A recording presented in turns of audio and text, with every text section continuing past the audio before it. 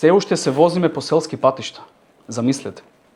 Насекаде се градат експресни патишта и автопатишта, само југоисточниот регион се уште се возиме по селски патишта. Во 21 век. Влади и влади се менуваа. Зарем не е поразително тоа? Југоисточниот регион изобилува со земјоделие. Имаме извозно ориентирани компании. Зошто да немаме експресни патишта? Второ, исто така имам забелешка дека повратот на ДДВ се касни во државата. Реагираат компаниите од југоистокот. Согласно закон, тој треба за 40 дена да се врати и на тој начин се нарушува ликвидноста на компаниите. Трето, намалени се средствата, имаат реакција во однос на мерката инвестиции во претходна година.